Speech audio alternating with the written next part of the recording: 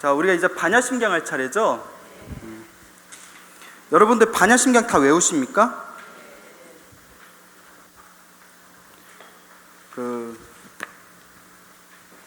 저희가 이제 반야심경을 이제 2주 동안 공부를 해야 되는데, 제가 항상 드리는 말씀이 이제 반야심경 같이 위대한 경전, 그 부처님의 그 깨달음의 어떤 세계가 완벽하게 펼쳐져 있는 최고의 경전 중에 하나인 이 반야심경을 2주 만에 끝내야 된다는 거는 제가 예전에도 말씀드렸죠.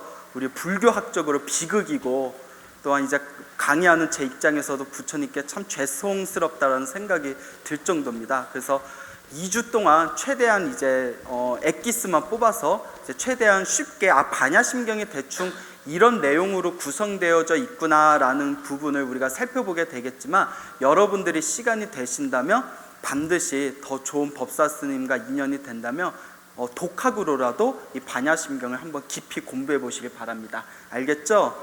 여러분들 예불 하면 이제 반야심경 독송하지 않습니까? 읽으면 무슨 뜻인지 아시겠나요? 그렇죠? 알면 여기 안 계시겠죠? 예. 근데 아시는 분들도 있을 거예요. 그런 얘기가 있어요. 뭐 100% 맞다고는 할 수 없지만, 부처님의 대장경을 뭐라고 하죠? 예? 무슨 대장경? 예, 팔만대장경이라고 하지 않습니까? 팔만대장경의 핵심을 꼽으라면 금강경을 꼽고, 금강경의 핵심을 꼽으라면 뭐로 한다? 반야심경으로 꼽고, 반야심경의 핵심을 한 글자로 만들면 뭐라고 한다? 예, 공이라고 한다라는 얘기가 있습니다. 그래서 그 팔만대장경에서 이제 그 반야부라는 경전이 있어요. 반야부. 무슨 부?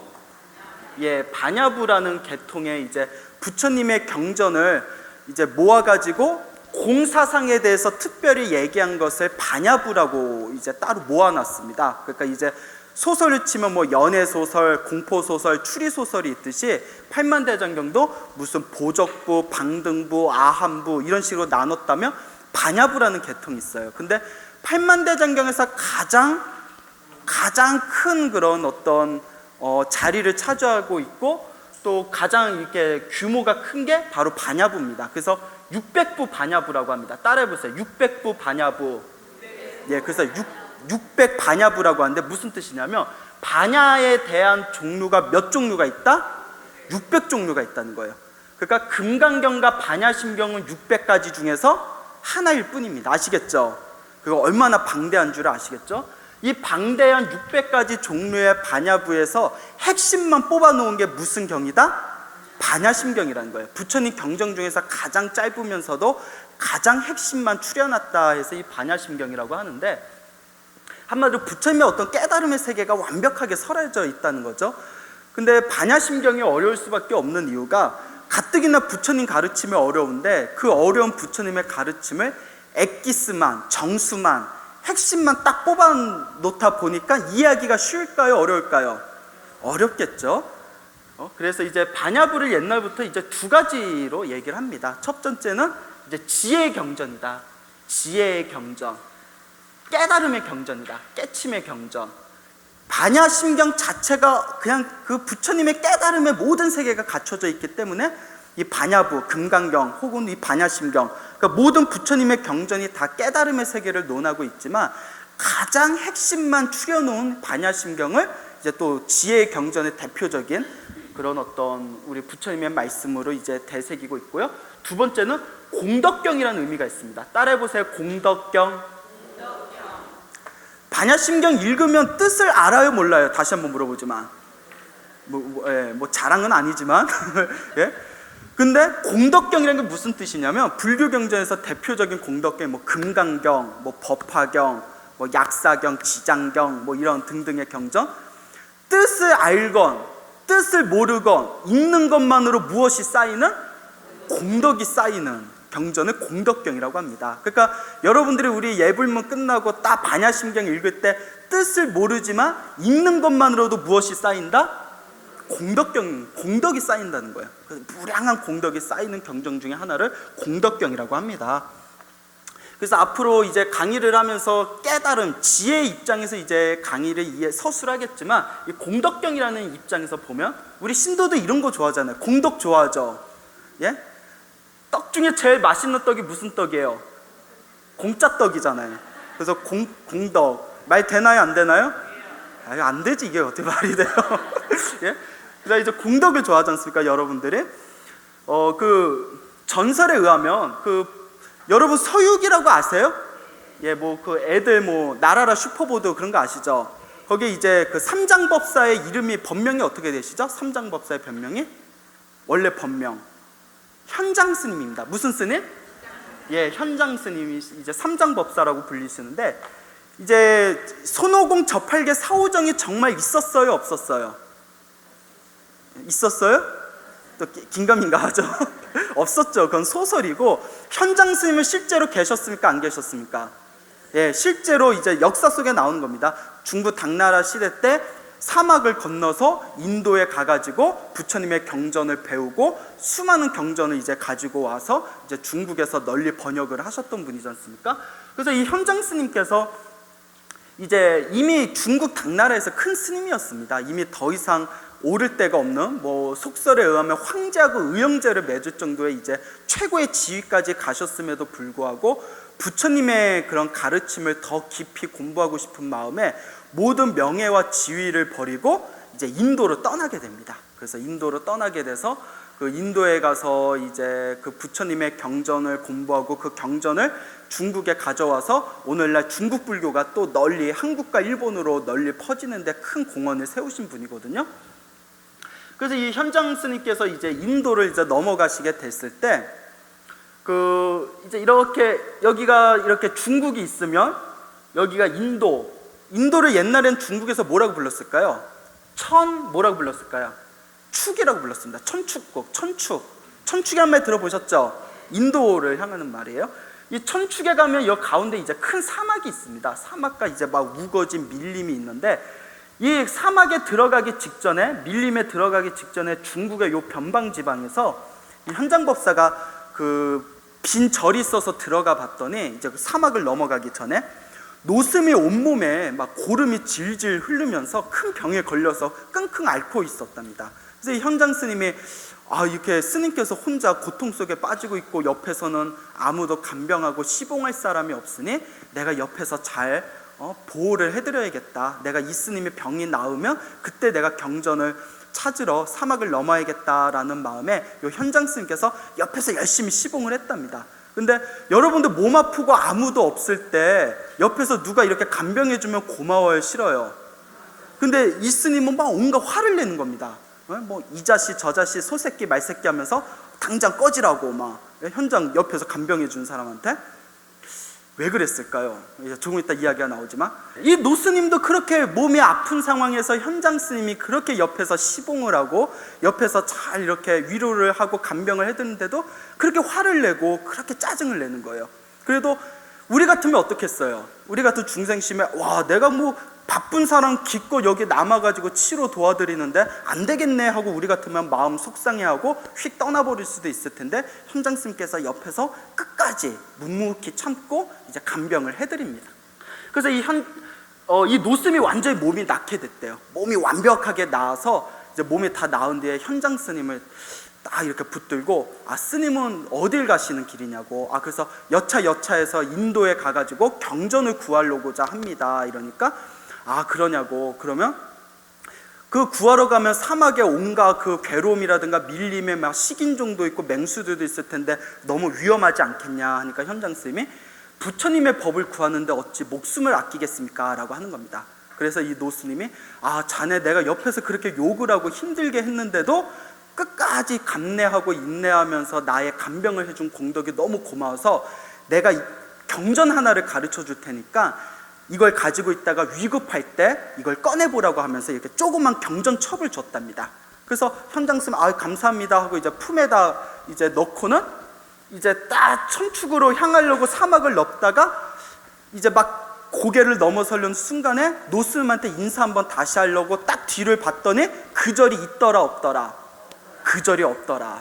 예, 라는 라라카더라라는 그런 얘기가 있습니다. 예, 그래서 현장 스님이 불보살의 가문이신가 보다 하면서 이제 마음을 그렇게 품고는 이제 사막과 밀림 지방에 들어간데 그만 식인종에 잡혀버렸답니다.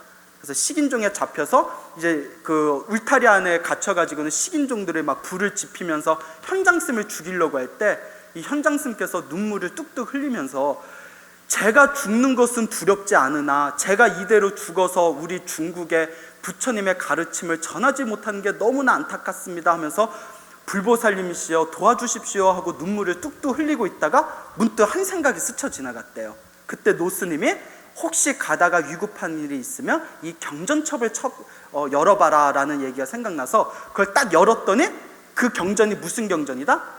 반야심경이었다는 거예요. 그래서 그 반야심경을 지극한 마음으로 독송했더니 하늘에서 큰 비가 내려서 그 불을 완전히 다 꺼버리고 그리고 큰 청둔번개가 치니까 식인종들이 와 이건 뭐 귀신의 조화인가 보다 하고 식인종들이 다 뿔뿔이 흩어져서 목숨을 구했다는 불교 설화가 오늘날까지 불교에 전해지고 있습니다. 그래서 현장스님의 이야기를 이렇게 살펴보면 이 인도까지 가는 길에 위급한 일이 있을 때마다 항상 관세음보살리 연불과 반야심경을 봉독해서 모든 위기를 넘어섰다라는 이야기가 전해지죠. 그래서 무슨 경이라고 한다?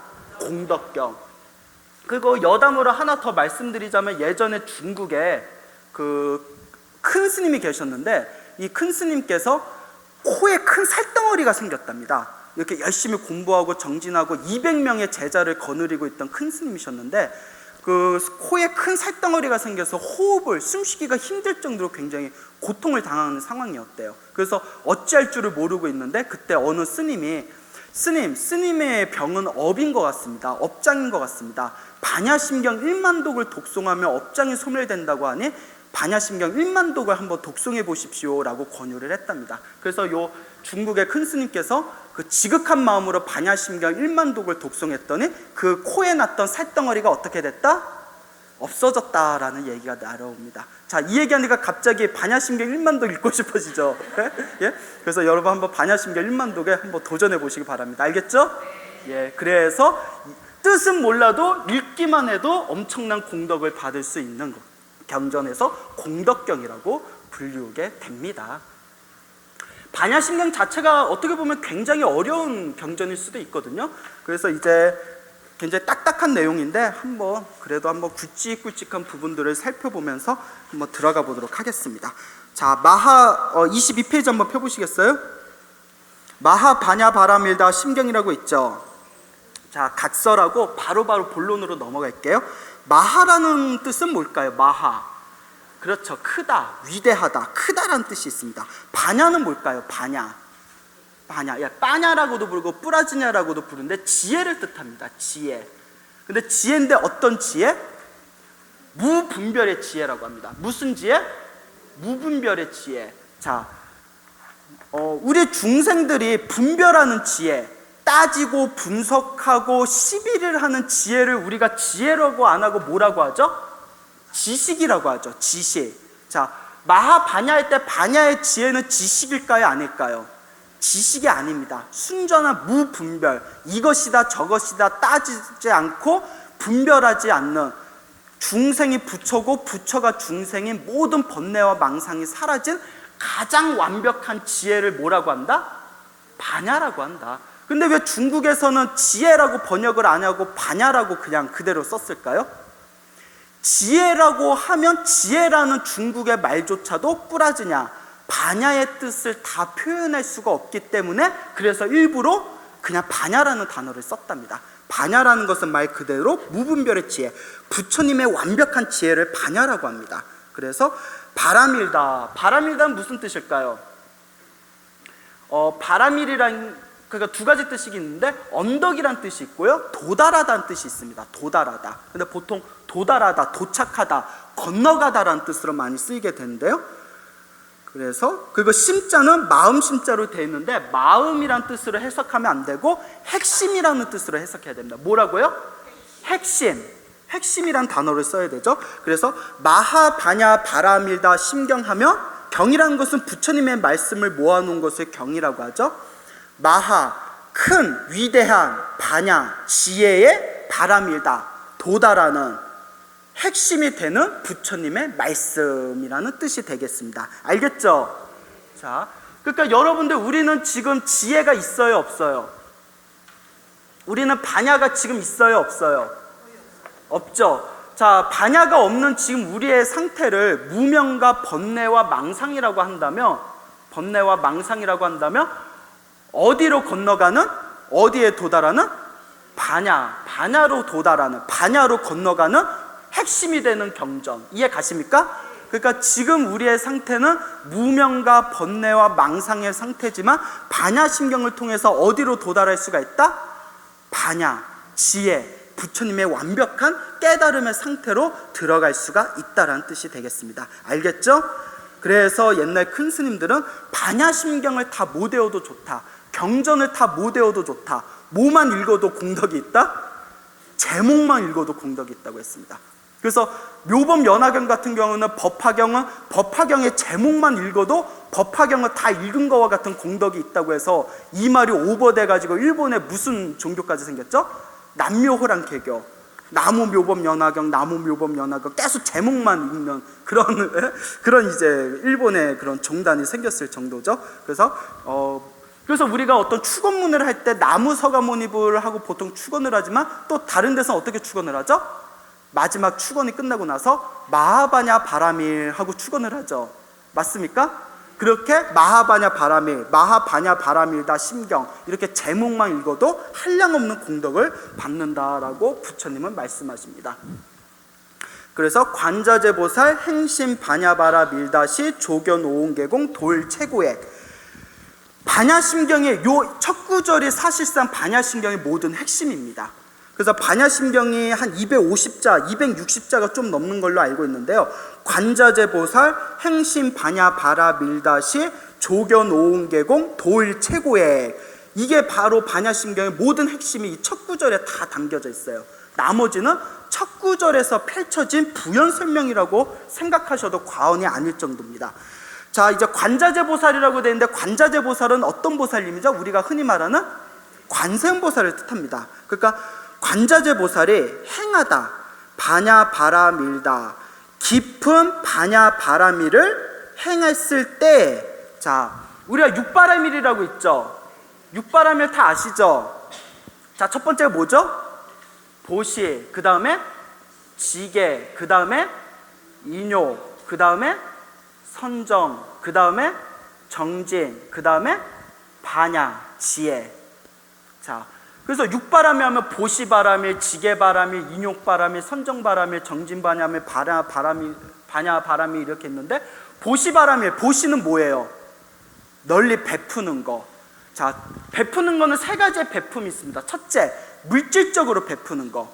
내가 가지고 있는 물질적으로 누군가에게 베푸는 거. 두 번째는 무예시, 정신적으로 베푸는 거, 정신적으로. 세 번째는 법시, 법보시, 법공양, 법, 진리로서 베푸는 거. 물질적으로 많이 베풀면 어떤 공덕을 받을까요? 항상 재물이 충족한 그런 부자로 태어나게 된답니다. 그러니까 불교적인 관점에서 보면 이번 생에 큰 부자로 태어나신 분들은 전생에 무슨 공덕을 많이 줬다? 물질적 보시를 많이 줬다.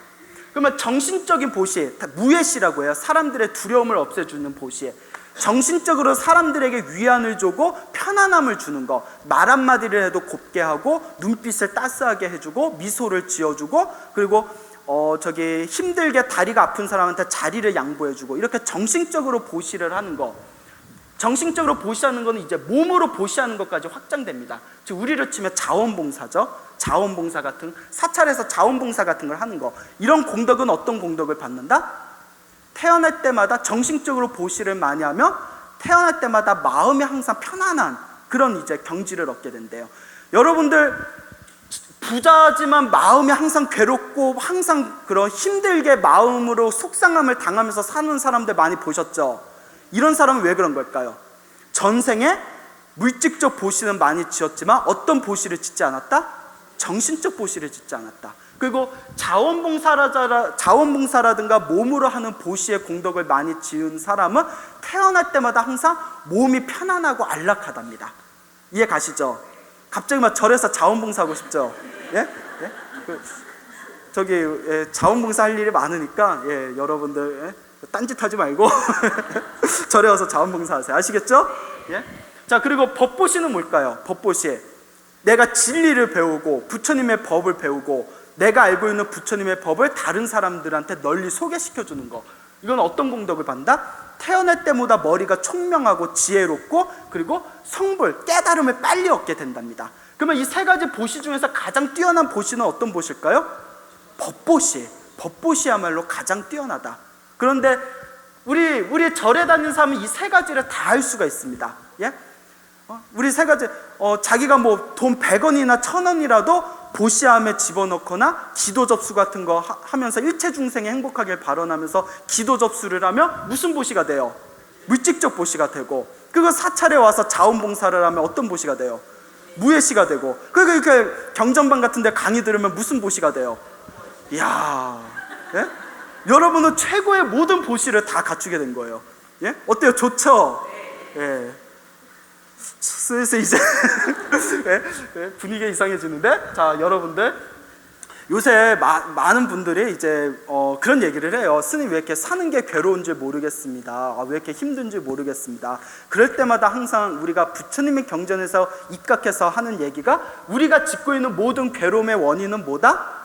내가 지은 거다. 내가 그만큼 박복하게 전생에 살았기 때문에 이번 생에 괴로움을 강하게 느끼는 거고, 내가 그만큼 전생에 선업을 많이 지었기 때문에 이번 생에 그만큼 행복을 많이 느끼게 된다는 겁니다. 그렇기 때문에 우리 불자분들은 그냥 경전 강의라든가 법문 같은 걸 귀로만 이해하고 머리로만 이해하지 말고 실질적으로 이러한 공덕을 차근차근 지어나가셔야 됩니다. 알겠죠? 그런데 물질적 보시, 정신적 보시, 법보시를 한 방에 훅 날리는 방법이 있어요. 한 방에 뿌리채 날리는 방법이 있습니다. 그게 뭐다? 강력한 분노심과 구어, 입으로 한 방에 날릴 수가 있어요.